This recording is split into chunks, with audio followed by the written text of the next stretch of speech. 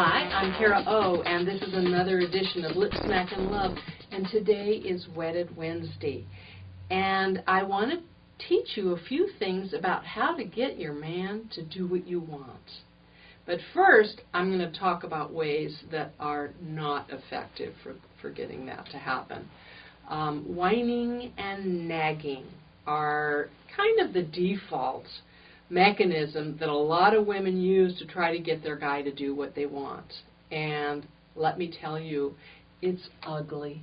It's really ugly. And anytime you're being ugly, he is being repelled, and he's going to put a wall up to protect himself, because men really don't do well with a woman who's being ugly. I teach feminine grace, and in particular in Men Made Easy and in From Flirting to Forever, I talk about it a lot. And it's really being beautiful in how you are, and being gracious in when you ask for something, you do it in a way that is honoring and respectful of the other person. Whining and nagging is not. You're being ugly.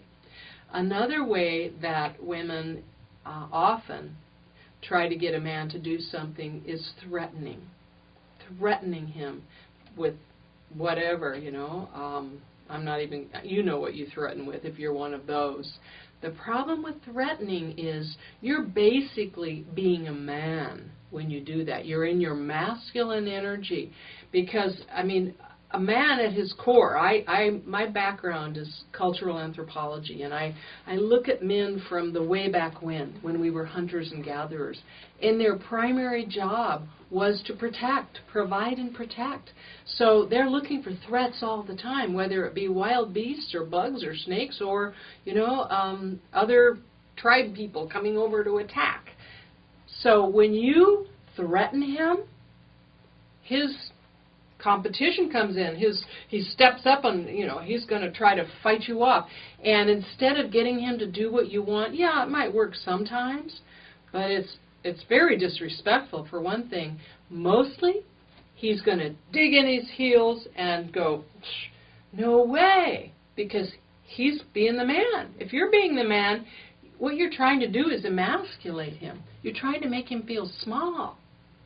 That's not what you want, and that is not going to get you what you want. So no threatening allowed. Another thing that women often do is they manipulate. And that can be kind of fun sometimes in the beginning, because it's, you maybe being coquettish and using your feminine wiles to get what you want. But after a while, you're going to start feeling kind of sleazy for doing that, because it's dishonest and it's disrespectful. And he's going to see through it, and he's going to feel disrespected. So manipulation really is not a good idea. Even if it sometimes can be effective. It creates bad energy between you, so I do not recommend that. Here's another one that a lot of women do. They mother their husbands. That is, they remind their husband to do things. When the guy can't remember where his keys are, she'll tell him. This is not a good idea. And I've watched this over many years, where the man calls the wife mother and she calls him father because they had kids together. It's a horrible thing to do to the romantic side, the sexual side of your relationship, because it really does put the couple in more of a parental kind of a situation, more like brother-sister. And I've noticed that the couples that do that call each other mother, father, they don't seem to be at all affectionate, and they are a little bit disrespectful in how they speak to and about their partner. You've been around women who will say bad things about their partner, their husband, when he's not around, or they're belittling in his presence. This is the mother thing, and it's really damaging to both of you. So when he can't find his keys, let him find them. You may have to break some bad habits, and don't remind him to do stuff. He'll figure it out. If he's reliant on you, it also makes him lazy, to where he's figuring, I don't have to remember stuff because she'll remember for me. but it's not respectful, and it's not conducive to staying in love and keeping your marriage romantic. So, and then the other thing is, don't ever, ever, ever use sex as a reward or punishment for good behavior. It's a horrible thing to do. It will destroy the passionate side of your marriage, and if that goes away, you don't have that special bond anymore, and you really do become brother, sister at best, roommates. And at worst, you're like a couple of icebergs, you know, just kind of floating around the house hoping that you don't freeze each other out. And eventually, if you stay in that kind of marriage, your heart really will freeze over. So don't ever use sex as a reward or punishment, ever, for any reason, especially not to get him to do something. So I mentioned earlier, he's driven to make you happy. That's what's at his core. So if you are a happy person by nature, and this is your job to develop that, and that's what a lot of these videos are about, and all my books, to teach you how to be happy from the inside out and start glowing with that joy, he's actually going to look for ways to make you happy. He's going to look for ways to do things for you. And part of feminine grace is being appreciative. In Men Made Easy, I talk a lot about how important it is to appreciate him. The last secret is a man wants to be with a woman who encourages him to enjoy being a man.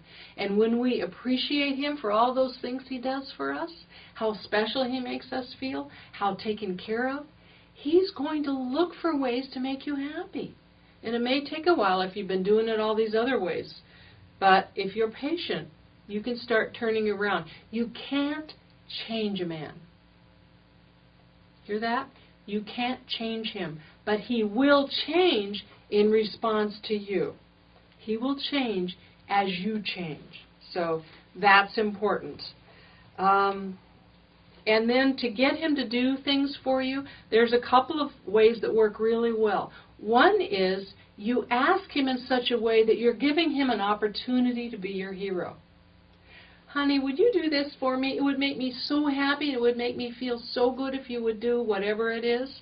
And that gives him a chance to be your hero. And if it's something that's, he's got to be, you know, he needs his strength or his smarts or things that he's proud of, he's going to want to do things for you. The other thing is when you have things that he's doing that you need to stop, it's not working for you, the best way, rather than whining, nagging, badgering, manipulating, all those other things, threatening, is tell him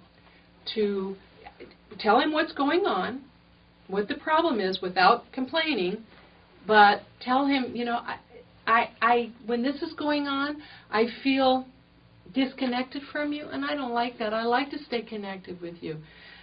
Then ask him, do you have a suggestion for how we can solve this problem? What you're doing is honoring who he is as a man, because men like to solve problems for us.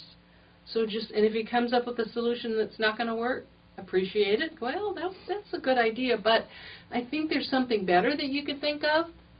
Let him think of it. And then he gets to be the hero. He gets to make you happy, and you don't have to be the ugly one. So that's a little bit on that.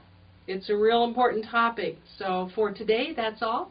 I'm Kara O, wishing you lots of lip smack and love. Mwah!